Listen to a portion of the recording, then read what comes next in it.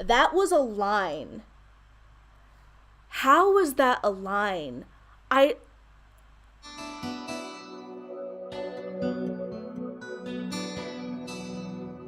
Hey everybody and welcome back to my channel, and today we're going to be doing the Sawkill Girls review. I technically already recorded this and it was more of a rant when I was going over all the video stuff, so I decided I can't really post that. So we're gonna sit down. I actually wrote out my thoughts. We're gonna go through this methodically, organizationally, and stuff like that. So here we go. If you did not see my wrap up, yeah, I did not like this book at all, and we will get to those things in a moment, but mostly it's that I thought that there were some things that just didn't come across well, some things that were skipped over, just jumping to conclusions, people making stupid decisions, and so forth. However, this is my opinion, and apparently a lot of people, particularly recently, have really enjoyed this book. I'm not going to take that away from them, but from a structural standpoint, from a writer's standpoint, I really did not enjoy this at all. So we'll get to that in a bit. As always, we're going to do a spoiler section and a non-spoiler section, starting with the non-spoiler section. So if you don't want to hear any of the spoilery stuff / the details, go read the book first and then come back. I'll still be here, I promise. And let's get right into it, I guess. So to begin, we're going to discuss a few of the characters and then the overarching what is this thing about. So we first have, in my order of preference, Val Mortimer. She is the beautiful popular girl on island. She's a native to the Sawkill Rock, as they call it, and she is a very complex character. She's sort of a gray, morally gray character, as she does seem to switch sides, and she has a more complex view of what's going on. I actually really enjoy Val as a character, and she has a very interesting relationship with the goings on, the killings, the kidnappings, the disappearances of other girls on island. Next is going to be Marion, who is an outsider. She's brand new to Sawkill. She has just lost her father to a horrible accident, and she's sort of been the rock of the family. She's helped, support her sister, and her mother is really broken up about the loss, so they decide to move to Sawkill and are actually working on the property or on the farm for the Mortimers, Val's family. So they get very close, and even though secrets are definitely being kept, they are immediately more closely connected. The last girl is Zoe, who is not native to Sawkill, but she's been around for a while, and enough where she has had a boyfriend. She had a best friend who is one of the girls who went missing. Her dad works on the island as a police chief, and she is a little bit off the rails. She has this wild conspiracy theory about why the girls are disappearing, and as wild conspiracy theories usually go, nobody really believes her. She's a very passionate character. That's about the nicest word that I can come up with to explain her exactly. But she is very passionate. She is a bit volatile, in my opinion. Sort of jumps to conclusions, and frankly, I'm really not a fan of Zoe. She seems to be a bit of a user, not overtly, but in more of, if you get into the nitty-gritty details of her, she's actually really not a good person. The overall point of this novel is that there are girls who have always been going missing on Sawkill at various different times, and with little success of recovering their bodies. They've just sort of disappeared and people assume them dead. And there is a reason for this. There is an entity which has been called the Collector on island, and this thing seems to be getting stronger and seems to be killing more girls in quick succession. So Marion, Zoe, and Val all sort of tentatively team up to try to figure out what's going on and to find the missing girls and stop the Collector from getting too powerful. Unfortunately, for the non-spoiler section, there's a lot of little intricate details that complicate this story, which actually do make the story much more interesting as far as the plot structure goes. but it's really hard not to divulge that and try not to spoil that for you without sort of hinting into that. The structure of it is pretty straightforward. It's very easy to follow. It does have a creepy vibe to it. There's some supernatural elements, things that are going on, slash perhaps sci-fi things that are happening. I think that it's supposed to be a kind of cosmic dread sort of feel where you just feel very small and insignificant and there's nothing you can do, in the way that perhaps H.P. Lovecraft has this sort of unknowable dread to his work. Not to compare this at all to H.P. Lovecraft. Honestly, this is much easier to read. It has a better plot than all of his stuff, but it is in that vein of horror. It's not gory, really. It has some gross, icky moments, but I wouldn't call this a horror novel at all. It's a creepy book, but not so creepy that I personally felt like I couldn't sleep with the lights on,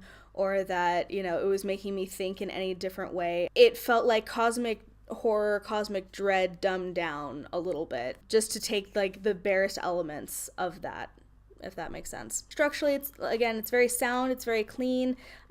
You don't really have trouble following like what's happening or anything. So I gave it 2 stars because I didn't really enjoy it. Personally, I felt like there were just some things that were just like jump to conclusions, or a lot of shortcuts were made. There's a character, Grayson, who honestly I feel like he shouldn't have been a character, even though I particularly like him, just because he does all the legwork for the girls. So instead of the girls doing research and trying to find out what's happening, he's the one who's going through all the notes. He's the one who knows conveniently how to pick locks and do computer things and such and so forth. So instead of giving the girls agency, the writer gave it to the ex-boyfriend of one of the characters. Yeah. It didn't strike a chord with me. I was not scared. I was not creeped out. I was asking a lot of questions that I probably shouldn't have been, but I felt like the piece warranted it. For me, it wasn't great, but it wasn't the worst thing I've ever read. If you're looking for a creepy novel and don't mind having to suspend your disbelief, I say go for it. A lot of people really like this. It actually has a pretty good score on Goodreads, so this might be for you. Now going into the spoiler section, so if you don't want to be spoiled for little details that might ruin some of the big twists for you, skip over this and I will see you in the next video. But if you want to stick around, here we go. Notes. So again, we're gonna sort of go with the characters because I feel like this is a very character-driven story rather than necessarily a plot-driven story. And what I mean by that is that the characters are really the things that we're focusing on rather than the plot. It's the characters and the relationships and how they are growing rather than trying to uncover some weird plot. The plot is really centered around the character growth of the girls. So starting with Val, because frankly, like, even though reading it I didn't particularly care for Val, looking back, she was probably one of the most complicated characters of the whole thing. So like I said, Val is the preppy popular girl, and her family, the Mortimers, have been around the island forever. They are very well liked and well respected, and they are a matriarchal family, so no men are allowed on the farm, on the property,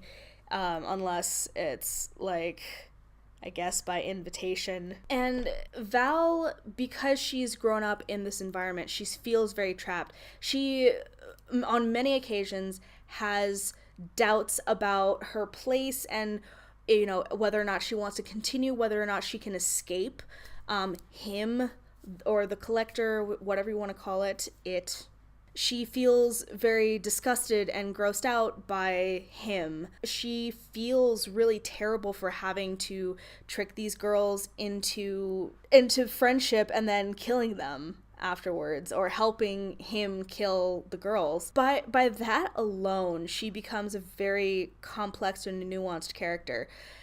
She has an outward portrayal of being very strong and in control and in power, but in the reality of the situation is she is unloved. She is trapped in a rather abusive family. She feels more close to her dead grandmother than her own mother. It looks, or it seems, that they're alluding to the fact that she is raped at some point. I don't know how far it goes because it's sort of a fade to black sort of thing, but I assume that she is sexually abused by the collector, just because that is what her family has always done. The matriarch gives themselves to this entity for what purpose, I'm not sure. It seems more like, I don't want to say a contract, because while there is that sort of element to the union,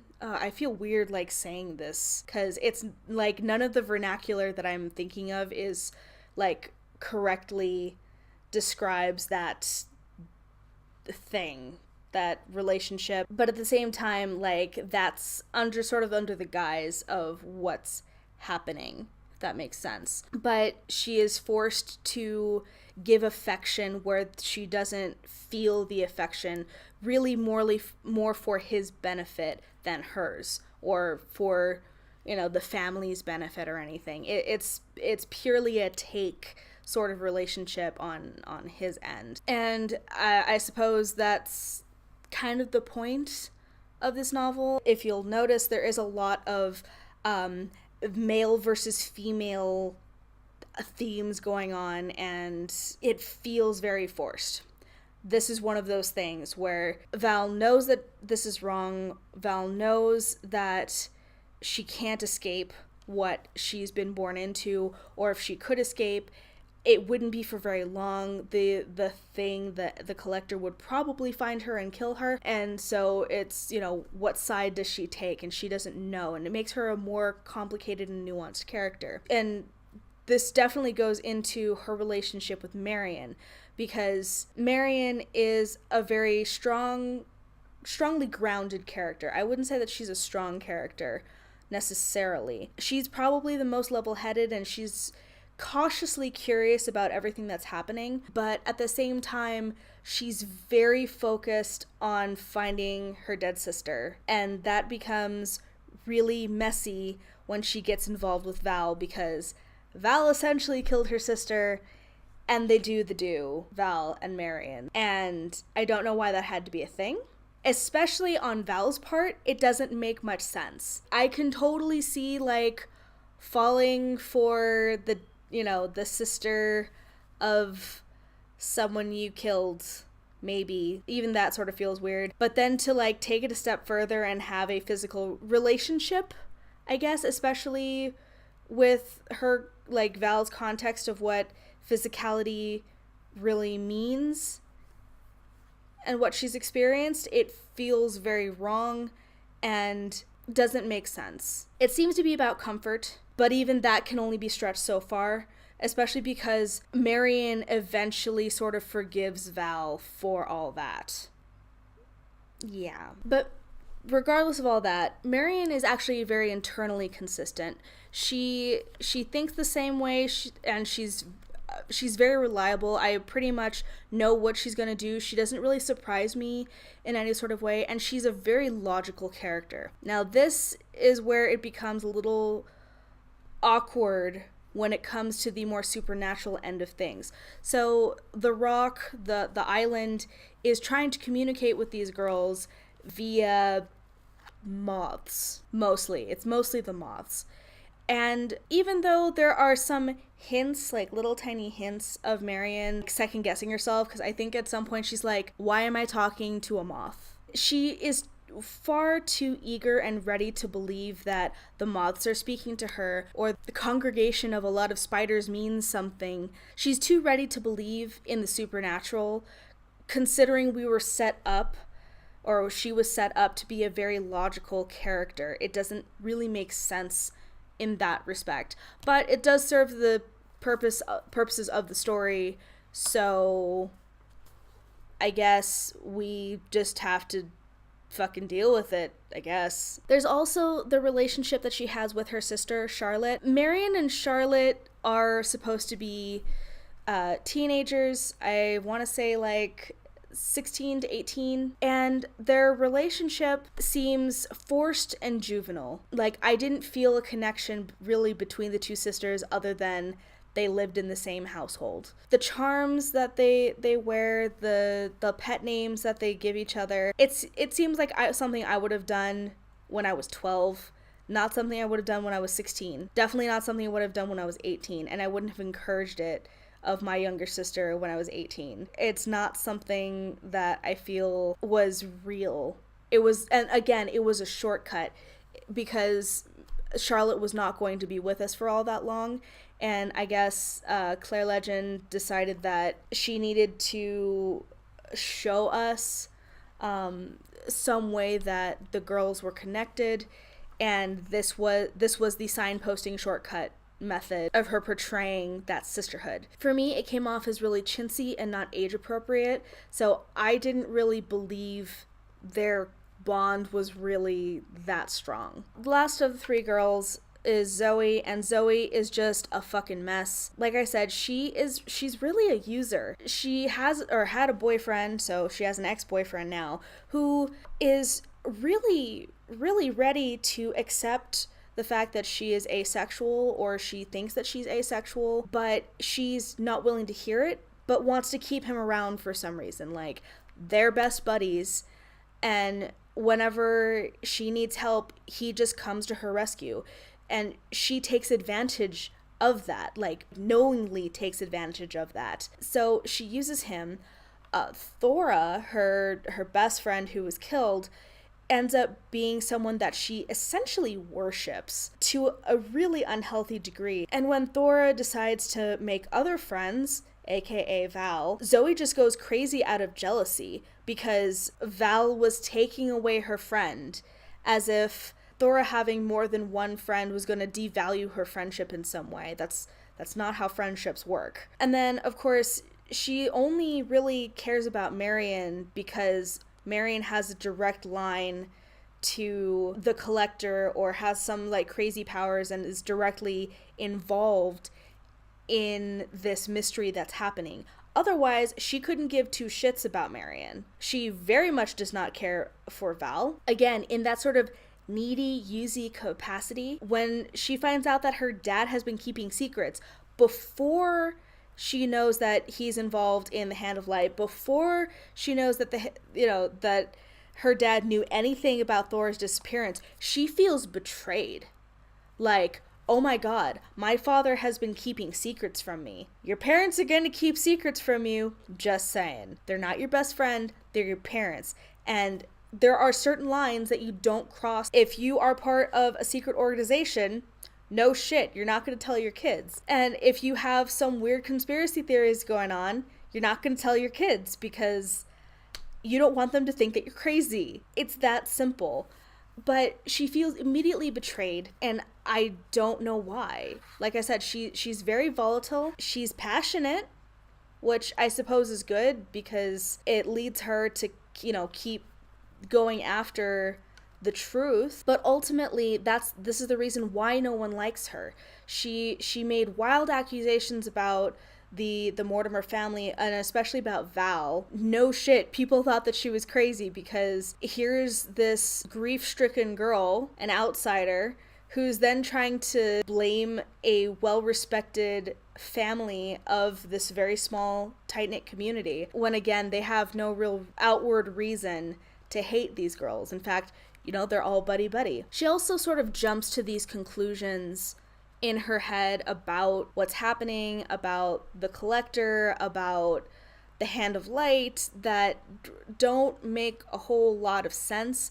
We sort of go with it because, again, it serves the plot of the story, but really a lot of the immediate danger that Zoe gets herself in is mostly her fault. She's the one who amps up everyone's emotions. She is the fiery one. I suppose the good thing about her is that she is kind of the action hero-y type for this book, but again, that gets her in a lot of trouble. She is over the top, dramatic, and that gets almost all of them into a lot of trouble. Yeah, and as I said before, Grayson is Zoe's ex-boyfriend, best friend forever, support net, and he's pretty much the only decent male on island. He supports Zoe. He will do anything for her, is at her beck and call, does all the legwork for the girls, and is literally the shortcut for the story, or is one of the biggest shortcuts for the story. When the girls are out doing other things, instead of having one of them stay behind and reading up, and finding things out, he's the one doing it. And it's always off screen or, off page. He's doing all of the work for them, which takes away from the girls' agency. They don't end up really knowing things firsthand. They find out certain things, like finding out that Zoe's father is part of the Hand of Light, but the rest of it is all Grayson. He conveniently knows how to pick locks. Also, Zoe conveniently knows that they might have some locks that need to be picked. So she tells him to bring his lockpick set. He really needs to not be in this story, beyond the fact that he is a shortcut. Beyond the fact that I think that, frankly, he shouldn't tolerate being used by Zoe in the way that he is. I think that there needs to be more positive male representation in this book, and him being there and trying to win Zoe back, essentially, because they do love each other. Romantically, they love each other, but sexually, there's something that doesn't connect with her. And that's another thing, is that Zoe doesn't listen at all, especially when it comes to dealing with her own sexuality. Being asexual is not something that is easy, and for her to then assume that no one can deal with it, even though she has someone who loves and cares for her very deeply and is willing to try to understand what that might mean for them, she cuts him off entirely and won't even listen to the possibility of maybe having that support. She just doesn't want to hear it. And frankly, I don't think that Grayson should put up with that, but he does over and over again. She feels very attacked when people don't understand her sexuality or, poke fun at her for her sexuality. I'm not saying that that's wrong. I think that when you find something about yourself that you perceive, especially in those like later teen years, that's sexually maybe something wrong or deviant, it's a soft point. It hurts a lot. But at the same time, she doesn't try to accept it herself. She doesn't try to explore it at all. It just, it exists, it's there, and I frankly kind of don't know why it's there. It doesn't add anything to her character. It doesn't give us a different point of view about, her relationships, or says anything new about asexuality. In fact, in my opinion, it actually quite damages the view of asexuality. It really just feels like the author had to force diversity into the plot because all the girls were white. So she had to make one of them asexual, one of them lesbian, and one of them bisexual. And that just, it felt like, well, this is how it has to be, instead of giving this any sort of thought, or just not including it at all. Within the context of the rest of the story, it didn't have any place. There's a million different things that could have been different about Zoe, or different about Marion, or different about Val, even though Val is supposed to be the picture perfect, Barbie doll. But instead, we only get the fact that they are different sexually from everyone else. And there is a very large focus on sex. Like I said, Val is abused that I'm not going to touch anymore. Further in that, there's a lot of male, like I said, male versus female outlook on this. So the Hand of Light is a male-only organization. And we have the Mortimer family, which is a matriarchal family and doesn't allow men. The Mortimers are working with the Collector. So right there is male against female. That's number one. The other one is the Collector versus the girls, the Zoe, Val, and Marion. So there's that as well. And then in the micro sense, there is the Collector is essentially using the Mortimer matriarchy to then find girls to feed him.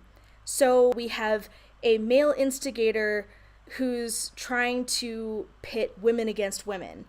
So men are always the bad guys in any of these scenarios, and women are always the victims, except for when the three girls are chosen by the Earth, the Sawkill Rock, to rise up against the Collector and destroy it for at least a little while. Again, this feels very shoehorned. It doesn't feel natural. I picked up on it almost immediately, and it felt gross. Like, Zoe's dad is probably the most male gray character in this, because he was part of the Hand of Light, but as soon as it started to affect his daughter, the fact that the Hand of Light wanted to kill his daughter, he tried to leave, and Zoe didn't forgive him for that. We're all human, we make mistakes, and when you first get introduced to what the Hand of Light is trying to do, it sounds very noble. And that's how a lot of very fanatical groups start out. They sound very reasonable. They have reasonable goals. And then you get into like the nitty-gritty of what they do, and then you start saying no. This seemed to be the first time that Zoe's dad really took in the implications of what they were trying to do, and then decided, no, this isn't for me, and tries to make up for that. Zoe doesn't like that, apparently. She wants everyone to be perfect immediately. If you couldn't tell, I don't like Zoe. Theme truly starts to choke out the rest of the story. Like, to the point where we get a line from the leader of the Hand of Light that goes something like the girls are fighting because obviously they have a ton of drama because Val's a bad guy, but she's also one of the chosen. And the guy points at them and like to his flock and says something to the effect of, look at them, they're fighting over each other. That's why us men have to take control. Like, that was a line. How was that a line? I couldn't believe just how badly that was handled. I wasn't angry at the fact that it was said. I was angry at the fact that it was written down the way that it was. Again, this gives the girls literally like no agency. They fumble about this whole book, not really knowing what they're doing. And frankly, at some points, I didn't know what they were doing. I could follow along, like, what was happening. But as to the logic of why it was happening in the way that it was, kind of evaded me altogether. And it drew me out of the book. When Zoe felt betrayed by her father, I straight up laughed.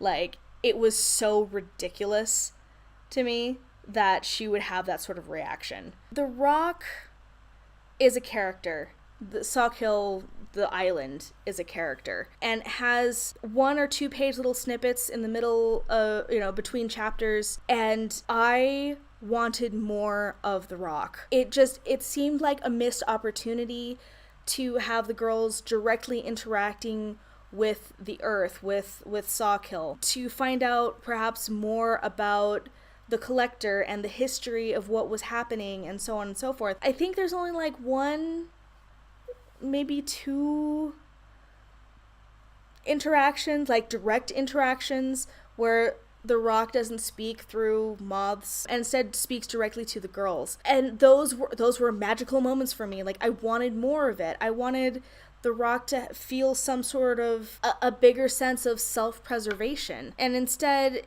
he's just sort of there, which is the saddest part, because I really enjoyed those chapters. They could have all been taken out and nothing would have changed. Like, it almost feels like the Rock had little spoilery bits for what was to come, so that you were set up for when the girls discovered something. Like, at some point, we find out that Charlotte's arm is discovered. And we know it's Charlotte's arm because there's a little bracelet that Marion gave to Charlotte, so we know that it's hers. And that was an accident on Val's part. Val was supposed to get rid of the girl entirely and messed up. But we get that spoilered bit from the island. Why? Why was that there? I don't understand. Like, come on.